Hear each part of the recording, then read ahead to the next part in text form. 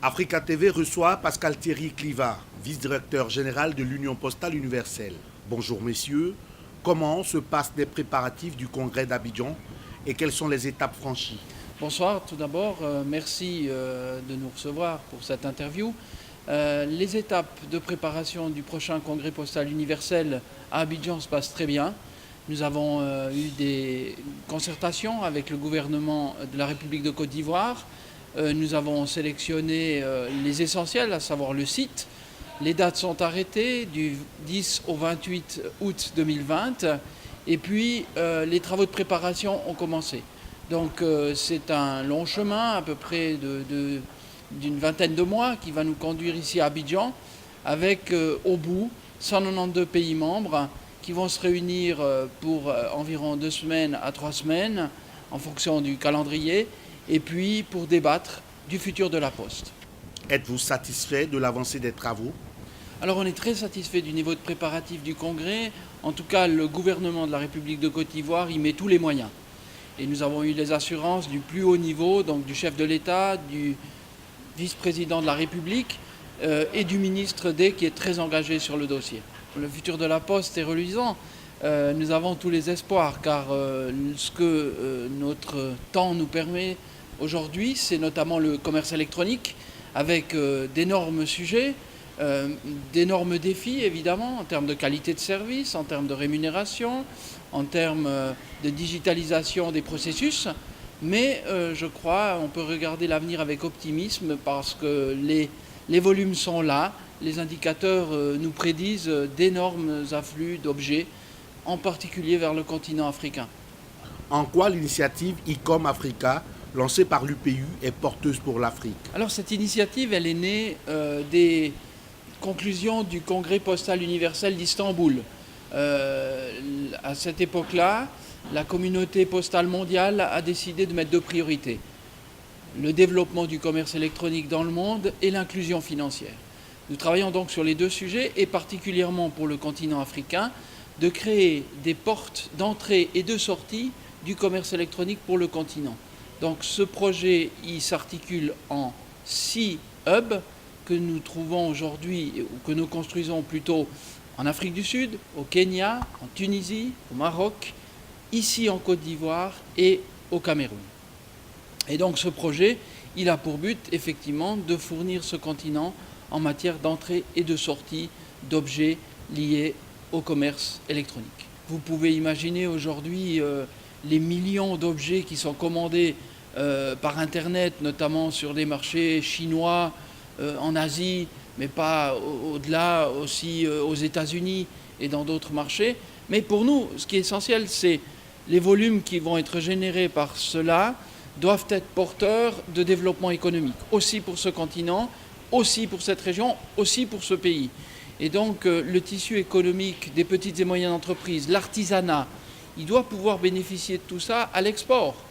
Et donc pour nous, ce qui est le plus important aujourd'hui, c'est mettre en place les possibilités d'interconnexion, les standards d'interconnexion, les objets qui nous seront nécessaires à la digitalisation, et puis les hubs qui seront bien entendu les infrastructures indispensables sur les zones aéroportuaires, dans les ports et ou dans des zones franches. Vous avez suivi la 9e édition de Africa Postal Forum. Quelles sont vos recommandations pour l'avenir? Alors, c'est toujours présomptueux de faire des recommandations. Par contre, et c'est la 9e édition, nous avions, l'UPU, aussi l'occasion de participer dès les toutes premières éditions à Casablanca, à Marrakech. Nous allons participer bien évidemment aux futures éditions qui s'annoncent aussi très intéressantes. La prochaine, je pense, elle est prévue au Caire. Donc pour nous, c'est à chaque fois la possibilité de prendre la température. Vous savez, on n'agit pas en îlot, on essaye de savoir ce qui se passe et les acteurs sont là, les directeurs généraux des entreprises postales, le monde économique et les partenaires du commerce électronique sont là, au travers des échanges qui ont lieu sous les formes de panels et de forums, nous apprenons beaucoup de choses. Et l'avantage de participer à ces forums, c'est que nous avons une possibilité de prendre la température. Alors, beaucoup d'attentes sont placées au poste. On a vécu un certain nombre d'interventions qui demandait vraiment au poste de mettre en place les infrastructures pour permettre ce développement. Et donc voilà, les défis sont là, les attentes sont là. À nous d'appuyer les directeurs généraux, les gouvernements dans la mise en place des essentiels pour réussir ce e-commerce. Votre pays, la Suisse, a annoncé durant le 2e congrès extraordinaire à Addis Abeba la proposition de votre candidature pour le poste de directeur général de l'UPI. Comment vous vous sentez et que préconisez-vous pour soutenir le développement de l'Afrique? Alors on se sent déjà très honoré parce que j'ai été maintenant 2 fois élu au poste de vice-directeur général par la communauté postale mondiale. J'ai donc été dans la cabine de pilotage, mais en tant que copilote. Et donc, comme tout copilote, on lorgne de temps en temps sur le siège du commandant de bord. Parce que, voilà, c'est le commandant de bord qui a les vrais leviers de pouvoir. Et donc, voilà, cette expérience de copilote m'a permis de passablement me familiariser avec ce monde, ces défis. Et donc, aujourd'hui, je propose, et la Suisse propose à la communauté postale mondiale de mettre ses compétences à leur disposition. Je suis personnellement évidemment très flatté de la confiance qui est placée en moi. Par contre, c'est une confiance qui nécessite un engagement de tous les instants. Les défis, je viens de vous le dire, sont énormes et donc il faudra être à la hauteur. Et donc l'UPU devra aussi être à la hauteur pour appuyer cette initiative globale qui fait que demain, nous devrons répondre présent à l'heure de ces besoins, tant d'inclusion que de facilitation du commerce. Alors on espère toujours évidemment être élu. On ne va pas dans un tel défi sans ambition. Les ambitions sont claires pour moi à 3 niveaux. Donc une première ambition sur l'innovation. Il faut que l'Union postale universelle amène des innovations.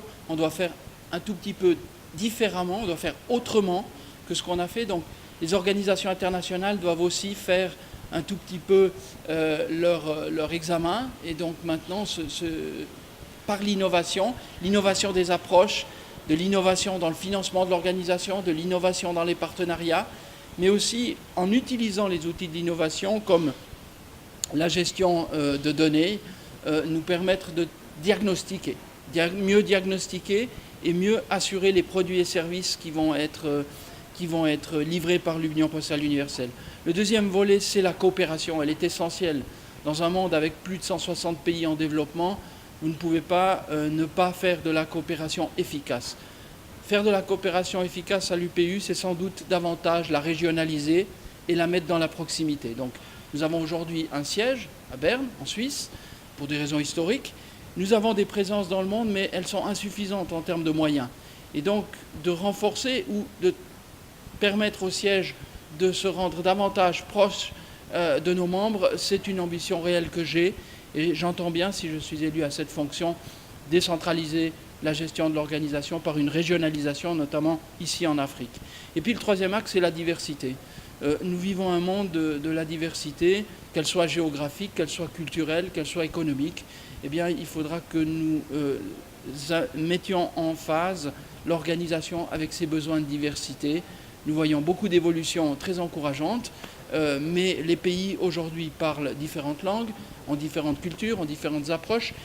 Et quand on parle e-commerce ou quand on parle inclusion financière, inclusion sociale, eh bien, il faut tenir compte de ces éléments-là. Il faut parler les langues.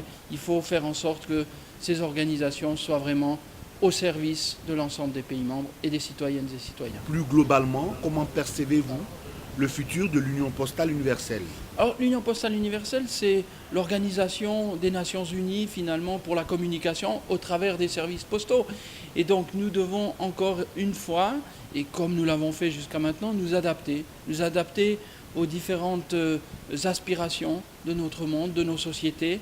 Et l'Union postale universelle, elle va s'inscrire au nombre des organisations internationales, intergouvernementales, qui vont appuyer toutes ces politiques gouvernementales. Alors je les ai expliquées un tout petit peu par l'innovation, par la coopération, par la diversité, et puis permettre d'avoir encore un impact plus pertinent par rapport à ces problèmes-là. Nous avons réalisé des mesures depuis à peu près 2013, nous avons un index de développement postal mondial. Et cet index, eh bien, c'est un référentiel désormais. Depuis 2013, nous avons capturé 11 milliards de données. Et ces données sont aujourd'hui analysées pour nous permettre de corriger, d'affiner et d'être encore plus pertinents envers nos États membres.